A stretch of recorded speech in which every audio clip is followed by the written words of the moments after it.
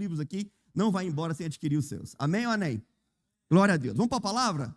Abra sua Bíblia no livro de Josué, capítulo 1, a partir do versículo 1. Livro de Josué, capítulo 1,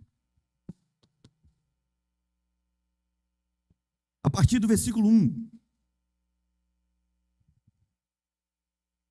Se não tiver como, está tudo certo. Bom, hoje eu quero falar com você sobre algo que nós precisamos vivenciar e compreender para que os nossos dias sejam vividos aqui na terra a favor de Deus, com um propósito determinado por Ele. É uma característica, é um elemento da nossa história que todo mundo aqui tem, de uma forma ou de outra, e que às vezes parece que está escorrendo pelas nossas mãos, e sem esse elemento, sem essa característica, normalmente muitas pessoas são paradas, estagnadas, devido àquilo que elas estão enfrentando. Todos nós precisamos de coragem para viver. Sem coragem, nós não fazemos absolutamente nada. Nada. Segunda-feira passada, terça-feira passada, eu entrei no carro lá em Goiânia e dirigi 16 horas até chegar aqui. Se a gente ficar calculando os perigos, você não faz isso. E se eu resolver vir de avião, eu tenho que pegar lá embaixo um carro e subir, atravessar a linha vermelha. E eu tenho pavor da linha vermelha. Colocar a minha família aqui naquela linha vermelha ali, do Rio de Janeiro aqui, eu fico muito preocupado. Sem coragem nós não fazemos nada. Um amigo meu que comprou uma casa em Goiânia, estava endividado, pegou a esposa e ele foram para Espanha. Trabalharam durante 2 anos, economizaram, voltaram para Goiânia, quitaram a casa, continuaram trabalhando e de repente pintou uma oportunidade de negócio. O único bem que eles tinham era uma casa. Eles venderam a casa que tanto foi suada para comprar uma empresa. E é o único lugar. E agora eles moram de favor em uma outra casa e estão lutando para estabelecer a empresa. Tem que ter coragem. Sem coragem nós não fazemos nada, sem coragem ficamos estagnados, sem coragem ficamos parados, porque normalmente o medo nos trava. Sem coragem o pastor não desafiaria a comunidade a ofertar mensalmente uma quantia que Deus colocar no seu coração para que salas fossem organizadas, para que salas possam ser organizadas para o bem comum dessa comunidade. Afinal de contas, pastor tem um estereótipo, pastor é ladrão. Então todo mundo, nesse mundo globalizado, já tem tudo isso muito definido. E sem coragem nós não fazemos nada. Quando nós enterramos a mamãe, em que nós fomos para casa, o medo do meu pai era ir para casa. Hoje nós sepultamos o Luiz, esposo da Luísa, pai da Luciana e da Luana, é isso? Luana? E a pergunta a ser feita é, como é que eles vão voltar para casa? Como é que elas vão voltar para casa? Isso aperta o nosso coração, sabe? Deixa as nossas emoções em pedaços e a gente fica angustiado. Então, sem coragem, nós não fazemos nada. Então, Deus escolheu Josué. E quando Deus fala pela primeira vez com Josué de forma direta, Ele fala sobre esse assunto especificamente. Ele fala sobre força, coragem, ânimo e determinação. Josué capítulo 1, versículo 1 diz: E sucedeu depois da morte de Moisés, servo do Senhor, que o Senhor falou a Josué, filho de Num, servo de Moisés, dizendo: Moisés, meu servo, é morto. Levanta-te, pois, agora, passa esse Jordão, tu e todo este povo, a terra que eu dou aos seus filhos de Israel. Nesses 2 versículos aqui, Deus opera algo extraordinário. Primeiro que Deus espera Moisés morrer para falar com Josué. Escuta, o que precisa morrer na sua vida para que um novo ciclo comece? Eu vou perguntar de novo, pense. É uma pergunta, mas eu não quero uma resposta, é reflexiva. O que tem que morrer na sua vida para que um novo ciclo comece? Deus só falou com Josué quando Moisés morreu. Deus só tratou com Josué, especificamente de forma direta, e a primeira vez que ele trata com Josué é quando Moisés morre. Eu aprendo que algumas coisas precisam morrer em mim para que eu experimente o novo de Deus. E às vezes nós não queremos enterrar algumas coisas. Eu não quero enterrar a mentira, eu não quero enterrar aquele ódio, eu não quero enterrar aquela falta de perdão, eu não quero enterrar a pornografia, eu não quero enterrar a preguiça, eu não quero enterrar, sabe, o mal olhado, às vezes que eu tenho, a inveja, eu não quero enterrar alguma coisa, eu não quero enterrar o ódio que eu tenho contra o sistema político, e aí eu fico travado, e então Deus não fala comigo, porque eu estou em meio à amargura. No versículo 3 a Bíblia diz: todo lugar que pisar a planta do vosso pé, Deus falando com Josué, vos tenho dado, como eu disse a Moisés.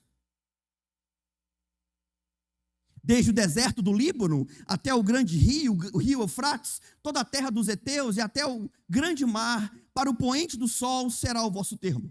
Ninguém poderá te resistir todos os dias da sua vida, como fui com Moisés, assim serei contigo. Não te deixarei, nem te desampararei. Olha um amém aqui. Ser forte e corajoso, porque tu farás a este povo herdar a terra que jurei a seus pais que lhes daria. Deus fala com Josué, mostrando que o período de Moisés havia encerrado, e ele promete vida, promete portas abertas, mas ele fala: ser forte e corajoso, porque a sua missão é colocar o povo na terra prometida. No versículo 7, a Bíblia diz: tão somente ser forte e muito corajoso, para teres o cuidado de fazer conforme toda a lei que meu servo Moisés te ordenou. Dela não te desvie nem para a direita, nem para a esquerda, para que prudentemente te conduzas por onde quer que andares. Não se aparte da tua boca o livro desta lei. Não se aparte da tua boca o livro desta lei. Não se aparte da tua boca o livro desta lei. Não se aparte da tua boca o livro desta lei. Não se aparte da tua boca o livro desta lei. Não se aparte da tua boca o livro desta lei. E tem muita coisa saindo de nós que não faz parte da palavra. Quantas coisas saem daqui que não é amor, que não é perdão? Quantas vezes você briga com Satanás, briga com a sua esposa na mente, voltando do trabalho para casa, briga com o seu marido, briga com os filhos, xinga um monte de gente na cabeça, deseja o mal, porque não está meditando na lei de dia e de noite. Quantas coisas nós somos confrontados por esse sistema maligno, perverso que nos cerca. E Deus fala com Josué: não te aparte o livro da sua boca. É porque para eu falar, eu tenho que mergulhar nele. Afinal de contas, a boca fala do que o coração está cheio.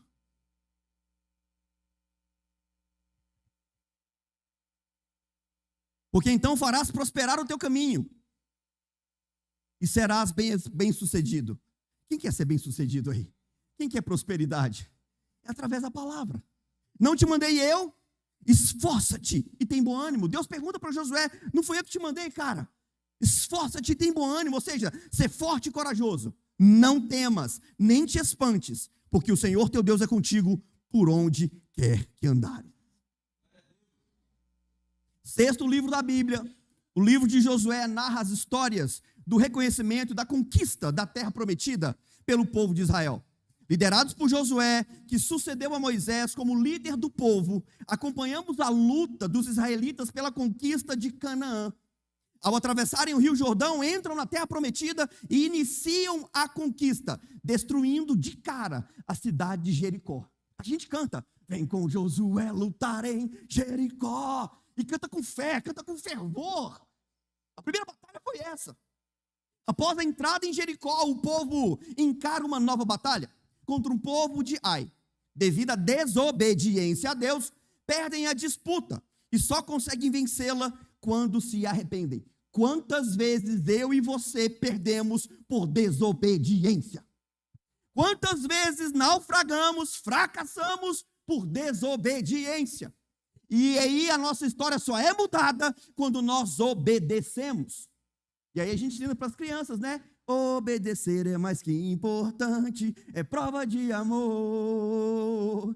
Com alegria eu vou obedecer ao Senhor. O que nós queremos dos nossos filhos? O que Deus quer de nós?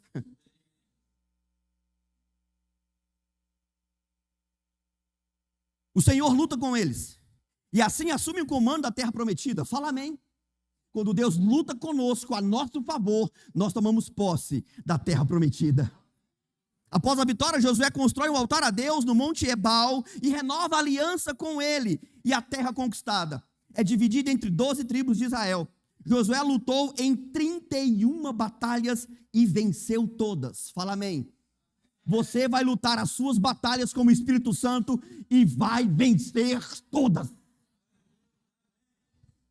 Antes da sua morte, Josué dá orientações ao povo acerca da obediência a Deus e da renovação da aliança com ele.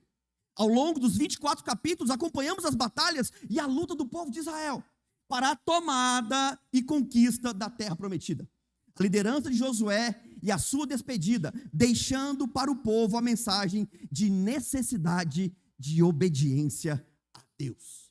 Josué 24, 14 e 15 diz: agora, pois, temei ao Senhor e servi-o com sinceridade e com verdade, e deitai fora os deuses aos quais serviram vossos pais, além do rio e no Egito, e servi ao Senhor.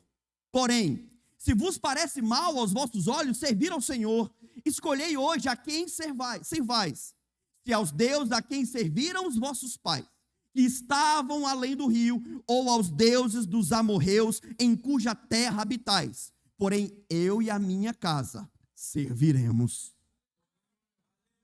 ao Senhor. Olha para o seu esposo, para a sua esposa, para o seu filho, olha para o seu vizinho, para a pessoa do lado dele e fala assim, ó, nós somos do céu. A nossa casa serve ao Senhor. Fala aí.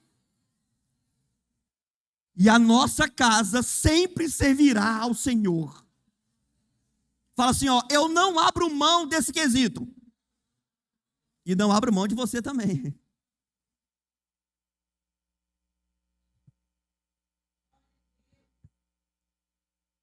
Mas uma pergunta a ser feita nessa noite é: o que significa coragem, segundo o dicionário? Pode ir passando aí, guerreirão, vai acompanhando aqui o gordinho. Volta uma.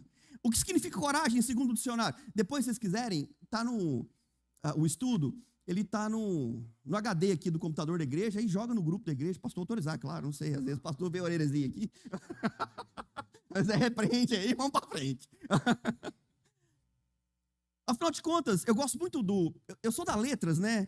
Eu até estava falando no carro ontem com o tio da Ana, da Mari, que eu estou na minha 5ª faculdade, e sentado lá na universidade, lá ouvindo os professores, e a gente que gosta de ler assim, bastante, nós paramos para ler até o dicionário, porque às vezes a gente não para entender a ideia da concepção da palavra. A gente tem uma ideia dela na mente, mas você não lê, e não entende o conceito segmental dela, harmônico, né? E, enfim, da letra dela. E o que significa coragem segundo o dicionário? Coragem significa moral forte perante o perigo, moral forte perante os riscos, moral forte perante os riscos, bravura, intrepidez. É o que se espera de todo crente. Coragem, segundo o dicionário, significa firmeza de espírito para enfrentar situação emocional ou moralmente difícil. Coragem significa ânimo, arrojo, audácia, brio, bravura. Foi por isso que a primeira palavra que Deus falou com Josué foi: ser forte e corajoso. Porque Deus sabia que ele ia lutar 31 batalhas. Queridos, as batalhas naquela época eram de sangue, de morte, de espada, de flechada. E não tinha a medicina que tem hoje, tá? Se cortasse um pedaço do seu dedo, você morria. Ou uma facada no joelho, ou raspasse alguma coisa do lado, você morria. Não tinha medicina, não. Era tudo bem brutal. Era a sua vida em risco. Deus sabia que ele ia lutar 31 batalhas, e Deus tinha que falar com ele, colocar no coração dele a intrepidez, a bravura, que ele enfrentasse os riscos, que ele lutasse de forma forte e determinada a cumprir o propósito para o qual Deus havia designado para a história dele. E diante desse quadro, eu quero compartilhar com vocês 3 pontos que Deus falou comigo a respeito disso. Diante de todo o quadro de batalhas, dores e dificuldades que enfrentamos, o que Deus tem para nós para nos dizer hoje. Número 1, tenha coragem para influenciar as pessoas ao seu redor. Isso é desafiador. Hoje em dia, todo mundo quer ser um influencer. O YouTube está cheio de influencer. O garoto tem 12 anos e é um influencer. E tem milhões de seguidores. Make money, faz dinheiro, ganha grana. Mas ele está influenciando alguma coisa. E ele quer deixar a marca dele ali. Deus chama Josué e fala: ser forte e corajoso, porque tu farás a esse povo herdar a terra que jurei a seus pais que lhes daria. Eu entrei na internet, dei uma vasculhada e procurei saber quem são os maiores 10 influenciadores no Brasil da atualidade. O primeiro é um grande Neymar Júnior. Eu não quero o Neymar como um influencer do meu filho, do Everton Natan. O Neymar, ao mesmo tempo que ele engravidou uma moça, ele engravidou outra. E os filhos nasceram ao mesmo tempo. O Neymar é muito bom de bola, é extraordinário. Tá, e aí?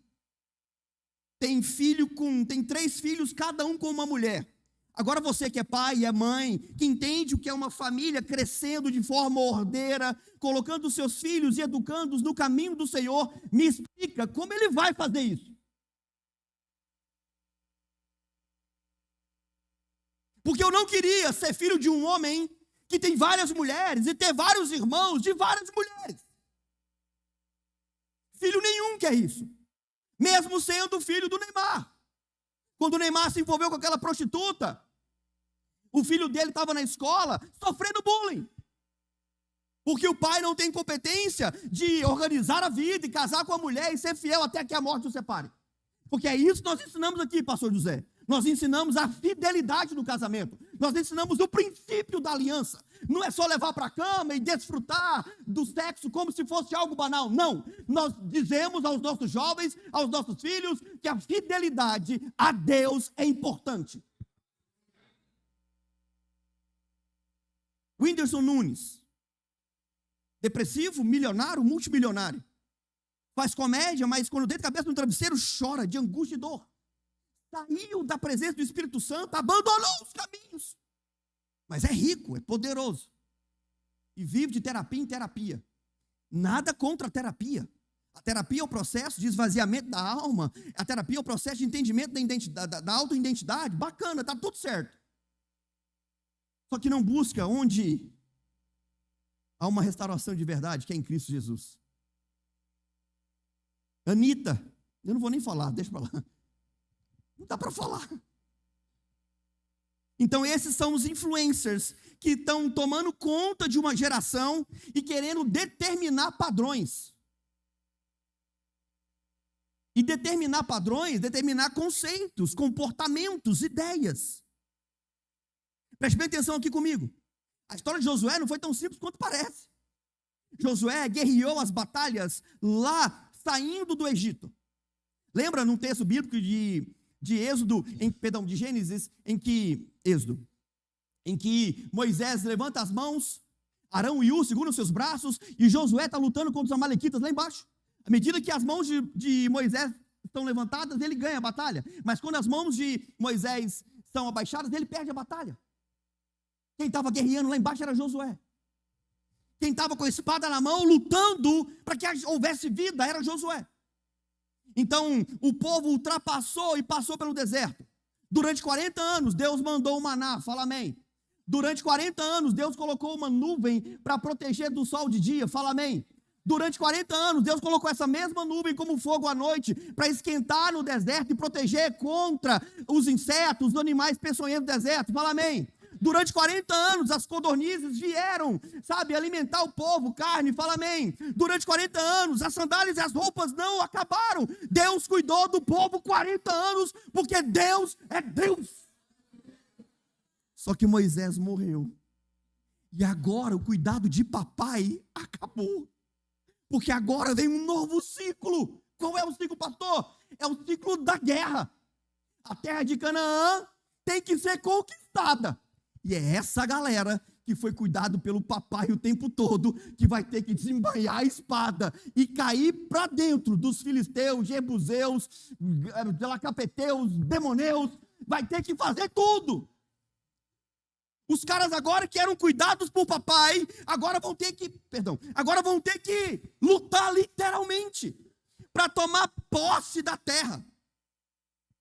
Sangue derramado, suor derramado, lágrimas derramadas, muita gente morreu. E a influência e o ministério de Josué é: você vai influenciar a turma toda a tomar posse da terra prometida. Ô Josué, fala, mas cadê o maná? Ô Josué, peraí, aquele cara é irmão de Golias lá, Josué, olha lá, tá maluco, irmão?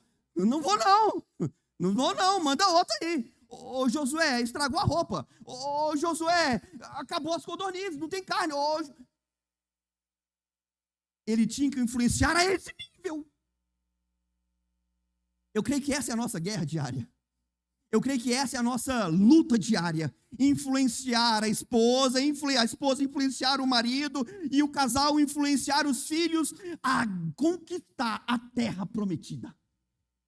E a terra prometida é a paz que excede todo entendimento. Você pode pensar que é o céu? Que seja o céu. Mas a terra prometida é a paz que excede todo entendimento.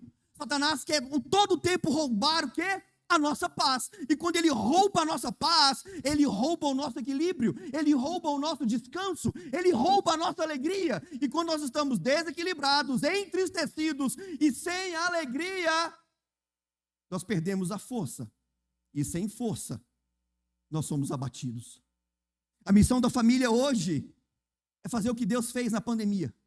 Deus fechou o mundo e colocou todo mundo dentro de casa, como se dizendo: é aí que vocês precisam se amar. É aí que vocês precisam se influenciar. É aí que eu quero que vocês vivam, em família. E nós precisamos influenciar a nossa história. O que Jesus fez? Mateus capítulo 5. Ele começa o sermão da montanha falando sobre o que é felicidade. Bem-aventurados os misericordiosos, porque herdarão misericórdia. E se você olhar no grego lá, a tradução do original do grego para o português, bem-aventurado é feliz ou mais que feliz. Jesus começa com um conceito de felicidade. Um povo que era escravo do Império Romano. E ele começa dizendo: bem-aventurado, feliz são os misericordiosos, porque herdarão misericórdia. Felicidade é quando alguém falar mal de você por causa do meu nome, diz Jesus. Felicidade é quando você for perseguido por causa de mim, diz Jesus. Jesus não diz que felicidade completa e plena é quando você anda de carro novo. É bacana andar de carro novo, é bacana dormir numa cama bacana, é legal, ter uma casa, tudo isso é show. Mas Jesus não falou sobre isso. Ele estava desconstruindo o conceito de felicidade de um povo que era escravo e ensinando a nova felicidade. Felicidade é quando você serve o próximo, como se dizendo: eu vou fazer isso por você. Isso é influência. É começar com uma influência tão poderosa que as pessoas ao nosso redor vão querer saber o que nós temos. Há um mês atrás eu fiz o sepultamento do pai, do padrasto, de um dos meus melhores amigos. E esse padrasto não foi um pai bacana. Foi um pai que machucou bastante. E certa feita, bêbado em casa, esse padrasto perdeu o equilíbrio total. É o que o álcool faz, tira o seu senso de equilíbrio. E começou a xingar a mãe dele, xingar todo mundo, e foi brigando, até que ele entrou no meio da conversa, um homem já, 20 anos, 25 anos na época. Entrou no meio da conversa e falou: vocês poderiam parar de brigar. Falou: pai, para de brigar, que feiura, tá xingando aqui, falando palavrão. O padrasto foi para cima dele e deu um chute muito forte nele. Agrediu ele fisicamente. E esse brother meu, desse tamanho, dessa largura, tamanho do Junão, assim, um negócio desafiador. Só que saradão, sabe? E o padrasto desse tamanho, 1,50 m. Mano, obrigado. Se puder desligar, por favor. Eu estou suando, mas é porque vai ser bom para mim esse suor aqui. Porque esse ventinho aqui vai tirar as minhas cordas vocais aqui. Obrigado, valeu. E Ele falou, e agora, o que eu faço com meu pai?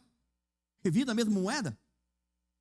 Então ele refletiu, olhou para o pai e disse, e o pai armou para brigar com o próprio filho. Olhou para o pai e disse, me perdoa, pai, sou eu que estou errado. E quando ele foi virando as costas, o pai dele falou assim, não, peraí, onde você está indo? E desmontou ele. O amor que estava dentro dele desmontou. É o que a palavra faz, né? O amor, ele cobre multidão de pecados, vale um amém. E aí, o pai dele, onde é que você está indo? Não, eu vou para um acampamento na igreja e eu volto só. Era uma sexta-feira, eu volto só no domingo. Aí o pai disse, ô Jesus, ora por mim lá, por favor. Sabe, o comportamento daquele jovem de 20 anos, 25 anos, sabe, influenciou o pai. Ele estava olhando para o próprio filho e vendo o amor de Jesus. É o que nós precisamos fazer.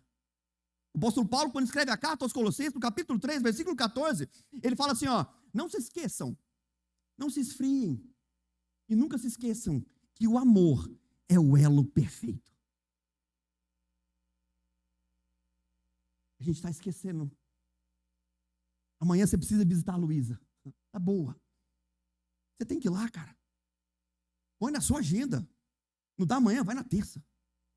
Da casa da Luana, da Luciana, eu não sei como é que é, eu acho que uma das duas moram fora. Sabe, voltar para casa depois que enterra alguém é doloridíssimo. Machuca a alma, a gente perde o equilíbrio, a gente sente a falta. Em todos os cômodos você vê a pessoa e você quer que as pessoas que te amam estejam ao seu redor. O seu amor precisa ser tangível, o meu amor precisa ser tangível. Temos que tocar nas pessoas de forma viva. Isso faz diferença. É por isso que somos escolhidos e fomos separados como povo santo, cheio do Espírito Santo, para fazer diferença. Segundo ponto. Diante do quadro de batalhas que vivemos e dores e dificuldades que enfrentamos, o que Deus tem para nos dizer hoje? Tenha coragem para viver a Bíblia.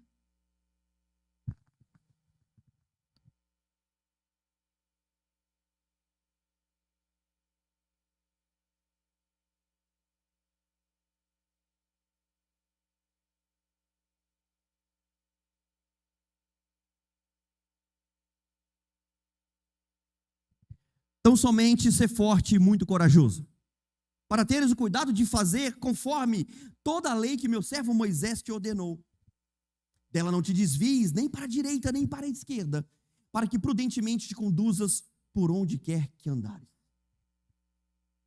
Quando nós estamos mergulhados na palavra, ela vai nos guiar. Salmo 105, Salmo 119, versículo 105. Lâmpada para os meus pés é a tua palavra, luz para os meus caminhos. Não pode esquecer disso. E é interessante que aqui, pastor José e pastora Ângela, no versículo 7, Deus diz, ser forte e muito corajoso. No versículo 6, ser forte e corajoso. Mas no 7, tem que ter muita coragem. Para quê? Para viver a Bíblia. A grande questão não é somente lê-la. A grande questão é colocar em prática o que aqui está. A grande questão é quando nós somos confrontados com uma situação em que o amor tem que fluir de nós e o ódio vem mortalmente. Quando o perdão tem que fluir, sabe, de nós para perdoar quem pecou contra nós e a gente quer vingança. Colocar a palavra em prática, viver a palavra, é aquilo que vai literalmente precisar de muito esforço seu e de muita coragem. E quando eu faço isso, eu vivo de forma prudente, por onde quer que andares. Onde eu for vivendo a palavra, eu sou bem-sucedido. Onde eu for vivendo a palavra, na situação que estiver, eu vou ter paz diante da maior guerra que eu possa estar enfrentando. É a palavra que nos mantém de pé, é a palavra, sabe, que alicerça a nossa estrutura. E hoje, com a modernidade, a pós-modernidade, está tudo relativo, o pecado está relativo, sabe, a minha vida é relativa, é tudo relativo. Cada um enxerga de uma forma, cada um interpreta de uma forma. Mas independente do que, às vezes as pessoas pensam, Nós que cremos com fé, temos a certeza que a palavra é de Deus, porque aqui está, é o nosso guia. Na igreja que pastoreio, eu sempre ensino, quando nós queremos falar com Deus, nós oramos. Mas quando nós queremos que Deus fale conosco de forma viva e perceptível, é só nós lermos a palavra. Nós cremos que a palavra é a verbalização da voz de Deus. É Deus falando literalmente. Quando eu comecei a orar com a Ana, e aqui vai para os jovens aí, namorados, namoradas, começamos a orar, eu falei, olha, eu não sei onde é que isso vai dar. Hoje eu sei, mas no dia eu não sabia. E falei com ela, vamos orar. E de uma coisa eu tenho plena e absoluta certeza. Eu vou te empurrar para Cristo, como ninguém nunca fez. Eu vou te empurrar para a Bíblia, vou te empurrar para a santidade, como ninguém jamais fez. Porque, afinal de contas, se nós nos relacionarmos assim, em santidade, o nosso casamento será santo. Pode vir a tempestade, mas um cordão de 3 dobras não se arrebenta facilmente. E as tempestades vieram e estão vindo, tá? E a gente está alicerçado nisso. Comprava vários livros, entregava para ela e comprava um para ela e um para mim. E a gente ficava lendo os livros sobre namoro, sobre casamento, sobre relacionamento, ficava lendo. Nós nos encontrávamos para ler. Nós não nos encontrávamos para beijar. Porque quanto mais eu encontrar para abraçar, para beijar, vai terminar em sexo. É ser humano. Certa feita, um jovem na igreja procurou, pastor, estou querendo ter relação sexual com a minha namorada. Eu falei, aleluia, irmão, você está vivo. Glória a Deus, você é homem. O que eu faço, pastor? Eu falei, cara, qual é o propósito desse namoro? Eu quero casar com ela. Eu falei, eu espero o casamento. Como é que vocês estão namorando? Não, a gente fica muito tempo sozinho. Eu falei, então não fica sozinho. E o que vocês estão se alimentando?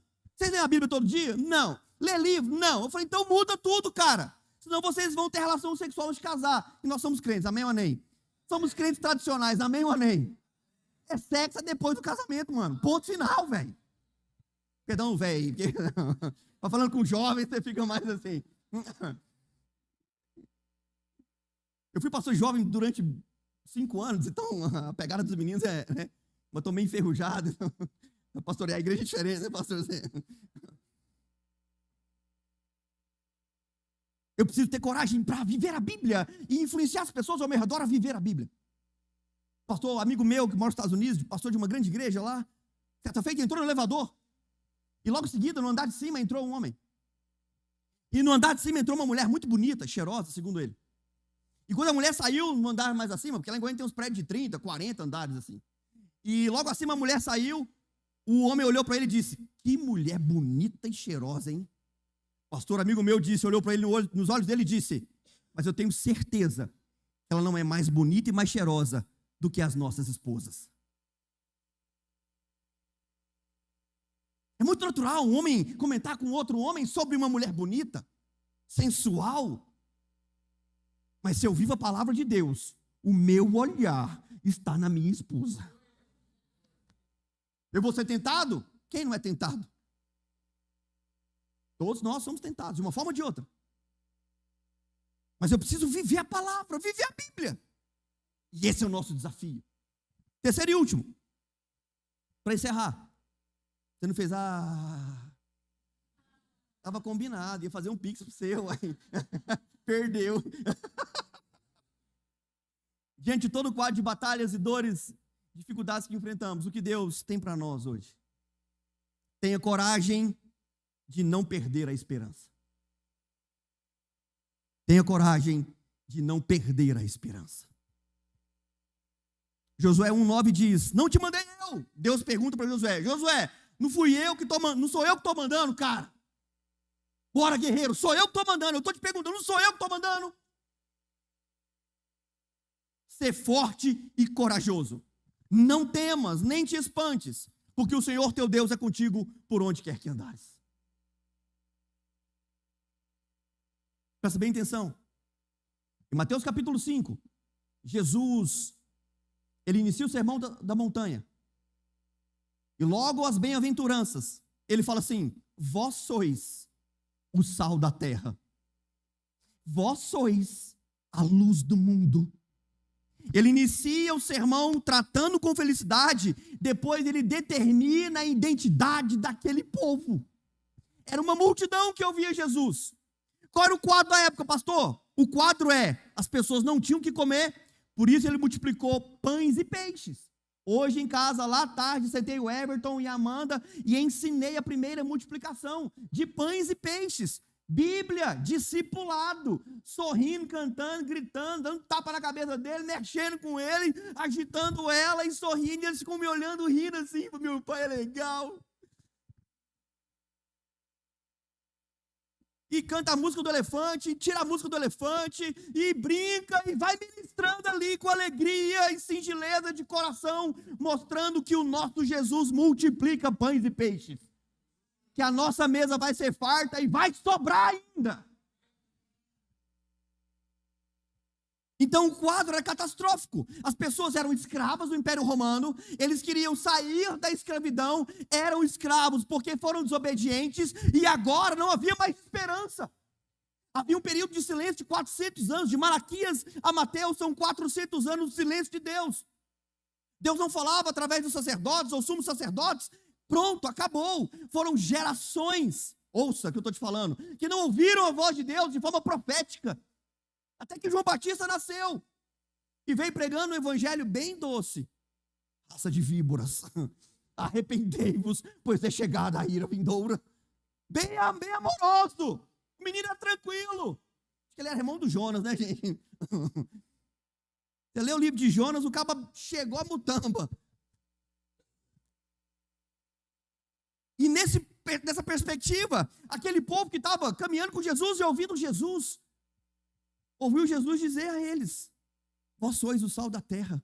Significa, são vocês que hoje estão passando fome, que vão gerar esperança por onde vocês estiverem.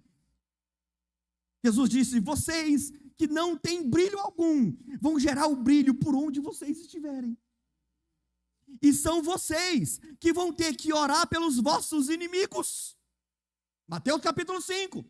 São vocês que vão ter que entregar a túnica, a sandália para servir o outro. E quando alguém pedir para andar 1 milha, você vai ter que andar 2.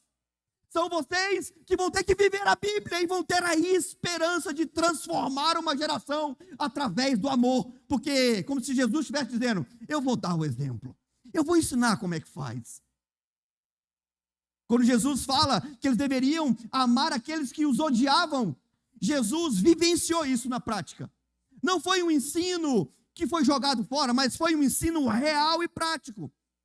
Não sei se você sabe, mas andar a 2ª milha tem um significado muito forte para um judeu. Quando o povo foi cercado, marcas nos muros foram colocadas pelo Império Romano, escritas pelos romanos. E algumas leis foram colocadas que humilhavam os judeus na época de Jesus. E uma das leis que estavam escritas nos muros pelo imperador Pompeu da época era que um soldado romano poderia obrigar qualquer judeu a levar a roupa dele, a mochila dele, os pertences pessoais deles por 1,6 km, que é 1 milha. E isso era vergonhoso para um judeu. Um judeu não fazia isso porque o Deus dele foi o Deus que abriu o mar. O Deus dele foi o Deus que mandou fogo e consumiu o holocausto quando Elias apresentou contra os 450 profetas de Baal. O Deus dele abriu o rio Jordão. O Deus dele fez com que Ananias, Misael e Azarias saíssem sem ter queimado nada. Fez com que Daniel fosse jogado na cova e tirado sem levar pelo menos um cheirinho de um leão. Então o Deus deles é um Deus grande. Como é que eu vou fazer isso? Eu vou servir isso. Sabendo disso, Jesus fala: deixa eu te falar um negócio. A nossa marca é diferente. Vocês vão ser marcados por amar e amar além da conta. Quando alguém mandar você andar 1 milha servindo um romano, você vai constranger o coração dele e vai andar 2. Você vai fazer diferente. Você vai promover esperança e não desesperança. Foi o que Deus fez com Josué. Sou eu que estou falando para você, Josué, ser forte e corajoso. Porque eu vou estar contigo por onde você andar, Josué. Não interessa. Josué, eu sei que você vai viver 31 batalhas. E eu vou estar com você nas 31 batalhas. Eu não sei qual é a batalha que você está vivendo da sua vida. Mas Deus está dizendo: eu sou com você por onde você andar. a esperança no Senhor. O Senhor é a nossa esperança, a vida no Senhor. O Senhor nos fortalece, o Senhor é nosso refúgio e socorro, bem presente na tribulação.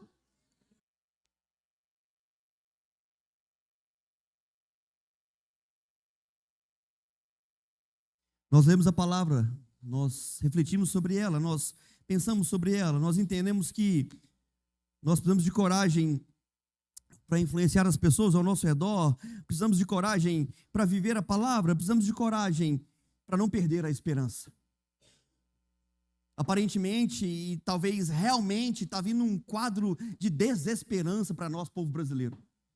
A gente fica olhando aí a televisão, a internet, a política, é uma confusão do presidente contra o presidente dos Estados Unidos, e uma guerra, e a gente fica perdido, não sabe o que faz. Mas nós que somos do céu, nós sabemos o que fazer.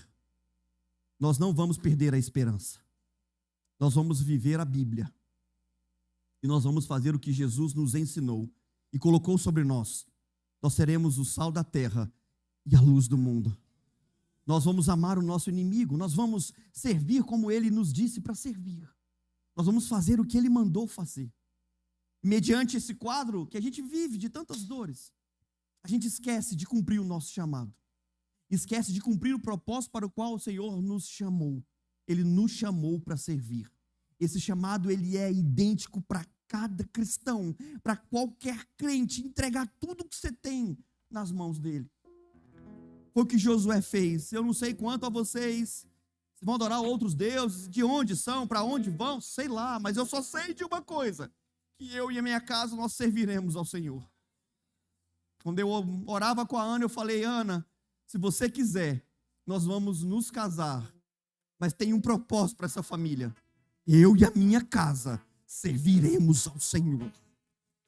Nós fomos chamados para frutificar, e frutificar e tocar em outras vidas, derramando, sabe, o óleo da unção, do mover do Espírito Santo e principalmente do amor que constrange. Nós precisamos amar de forma poderosa, porque só o amor que transforma. Aqui, se puder baixar um pouquinho só os instrumentos. Mamãe tinha esclerose, como eu li para vocês aqui, e a mamãe fez a gente assinar um documento no cartório em Goiânia, porque quem tem esclerose lateral amiotrófica, ela pode pedir para não ser traqueostomizada, não furar aqui, ó, porque se furar aqui, ela vive mais 20 anos em cima de uma cama. A mamãe fez a gente assinar isso, foi dolorido, porque a gente sabia que ela ia falecer de insuficiência respiratória, e foi o que aconteceu. Foi dolorido. Assinamos um documento no cartório, registramos a nossa assinatura, e se a gente quebrasse isso, pena sob lei, de ir para cadeia. Não é eutanásia, mas é só sobre traqueostomia. 7 meses atrás, a gente passou um momento muito dolorido, e a gente está passando até hoje, a família. Um momento que marcou a nossa história para sempre. E eu estou tentando ressignificar esse momento com a minha família, a minha esposa e os meus filhos. Há 9 anos atrás, a minha irmã ficou grávida, Ludmila, e ela começou a ter insônias incontroláveis. E as insônias que ela tinha, ela ficava 5 dias, 3 dias sem dormir, e ela foi no psiquiatra, e o psiquiatra, como ficou sabendo que ela estava grávida, disse: olha, você não pode ser medicada, se você for medicada, você vai, pode afetar o bebê, então são remédios de tarja preta, e é problemático, você vai ter que enfrentar isso, com caminhada, com alimentação, enfim.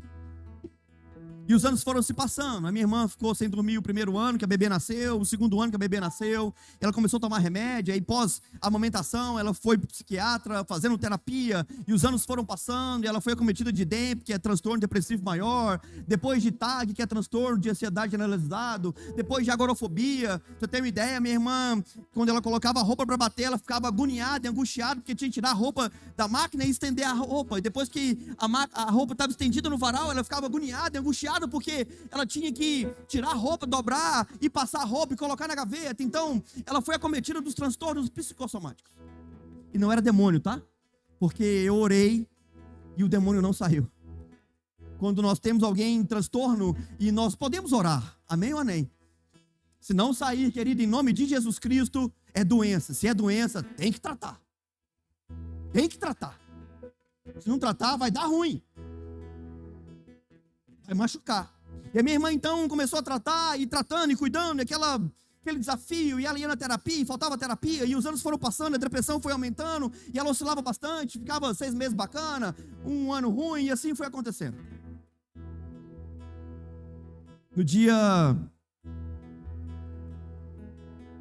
16 de julho, a gente almoçou no restaurante, ela desmaiou, estava andando, ela caiu no chão. 42 anos de idade, ela caiu no chão.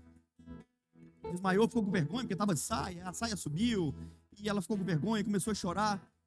E no restaurante, ela pegou na minha mão e falou assim: eu sei que você é cheio do Espírito Santo, faz aquela oração que você fez pela mamãe.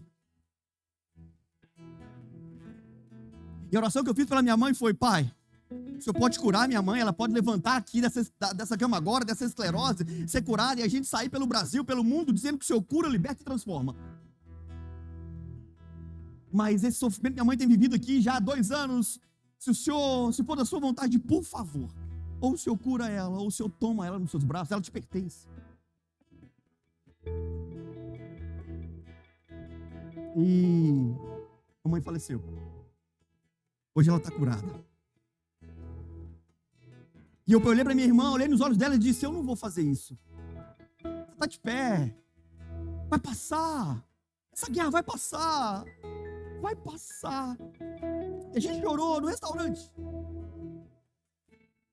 Era um domingo. Eu entrei de férias.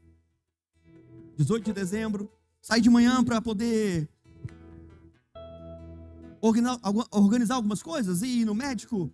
E a minha irmã chegou lá em casa, porque a minha casa é lugar de cura. As pessoas vão para lá doente e saem de lá curadas pelo Espírito Santo. Elas vão para lá com o divórcio para assinar e saem de lá restauradas, porque há esperança ainda para aqueles que creem. Então lá em casa a gente recebe pessoas e casais que chegam todos doloridos e machucados e saem de lá animados, avivados, entendendo que há uma saída. E por várias vezes a minha irmã foi lá para casa. Passava o dia com a Everton, com a Ana, conversando, comendo, brincando, sorrindo, em meio à depressão, em meio aos transtornos. Mas no dia 18 de julho, ela chegou em casa de manhãzinha, 18 de dezembro, e chegou em casa de manhãzinha, eu tinha ido para o médico, e ela falou para a Mari, falou: eu vou lá para o quarto de vocês, eu vou deitar lá, vou dormir, me dá um copo com água. As crianças ficam na sala, tem uma filha de 9 anos, hoje 10 anos, a Laís, de 9 anos, faz 10 anos agora em setembro, e eu vou ficar aqui no quarto, eu moro no 20º andar.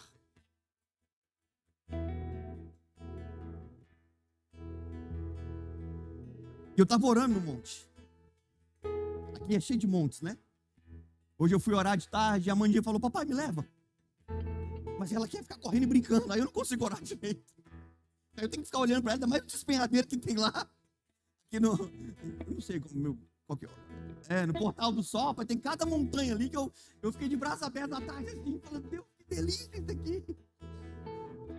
Mas se a Amanda estivesse lá correndo com ela, eu ia ter que ficar olhando os dois. Eu nem consegui. Eu falei: não, mãe, amanhã a gente vai. Eu estava orando. De manhã, no dia 18 de dezembro, quando a Ana me ligou, ela disse: corre para casa. E a sua irmã pulou daqui de casa.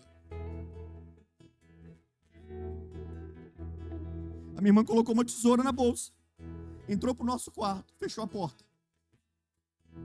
E a Ana fazendo almoço, cuidando das crianças, brincando, cuidando do ateliê.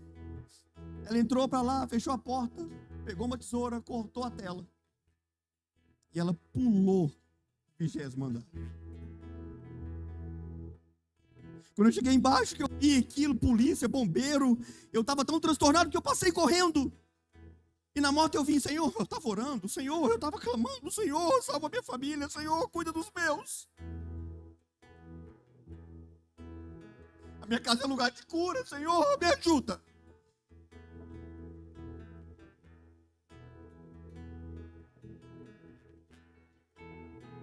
Eu entrei, passei correndo por cima dela, porque eu não vi. Estava todo transtornado. Quando de repente eu voltei, tinha um policial, eu fui tenente do exército um período atrás da minha vida, e o policial não queria deixar eu entrar, eu já arrumei a confusão com ele, e aí chegou um capitão, falou: não, deixa esse tenente passar aí, aquela guerra. E de fato era minha irmã. Eu tirei aquele papel de alumínio que fica em cima de alguém quando morre.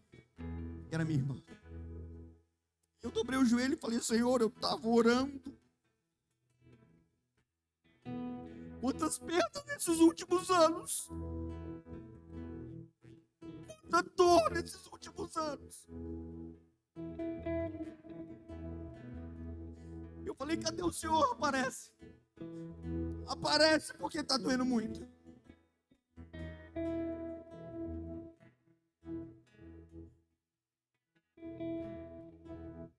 E Deus falou comigo assim: eu estou com você por onde quer que andares, ser forte e corajoso. Eu sou com você por onde quer que andares, ser forte e corajoso. Eu estou com você por onde quer que andares, ser forte e corajoso. E quando nós enterramos a minha irmã, eu levantei as mãos para os céus e disse: eu não vou parar. Satanás, a minha casa é lugar de cura, não de morte. Os meus filhos são para a bênção, não para a maldição. A minha história é para ser marcada com a presença do Espírito Santo, não com medo e angústia. A Mari não queria voltar para casa. E eu lembro que quando Deus deu um apartamento para a gente, um apartamento lindo, 100 metros quadrados, uma área nova de Goiânia. Nós entramos, limpamos o apartamento, deitamos e choramos, porque é algo miraculoso, extraordinário.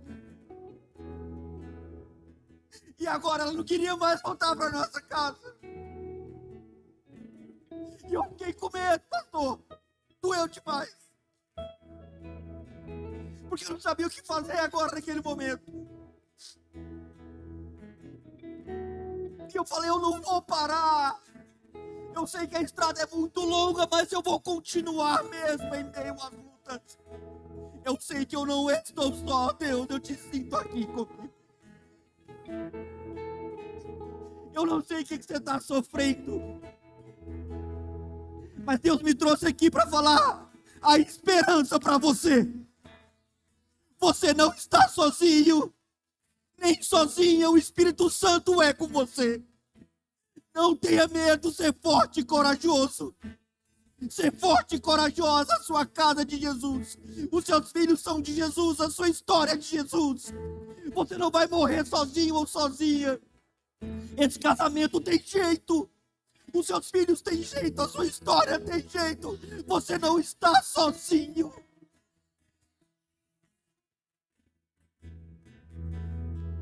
Deuteronômio 31:8 diz: o Senhor, pois, é aquele que vai adiante de ti. Ele será contigo, não te deixará, nem te desamparará. Não temas e não te espantes.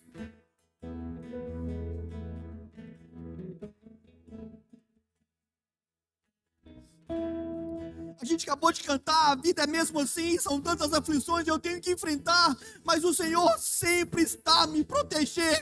Coloca a mão no seu coração e fala assim comigo: Senhor, eu te sinto aqui. Salmo 73:26 diz: a minha carne e o meu coração desfalecem, mas Deus é a fortaleza do meu coração e a minha porção para sempre. Quando o vento sopra contra você, os problemas tentam te abater. Eu me lembro, o grande eu sou me enviou, João 16:33. Eu lhes disse essas coisas para que em mim vocês tenham paz. Neste mundo vocês terão aflições, contudo, tenham bom ânimo. Eu venci o mundo. Eu tenho um chamado, jamais vou me calar. Eu tenho um chamado, o evangelho a anunciar. 2 Timóteo 4:2, pregue a palavra, esteja preparado a tempo e fora de tempo, repreenda, corrija, exorte com toda paciência e doutrina. Eu fui escolhido, nós fomos escolhidos no ventre das nossas mães, e nós sabemos que Deus não abre mão de nós, não. Jeremias 1:5, antes do seu nascimento, quando você ainda estava na barriga da sua mãe, eu o escolhi e separei para que você fosse um profeta às nações.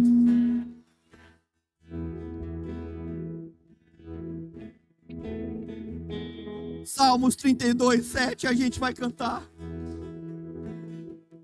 Tu és o lugar em que me escondo, diz o salmista.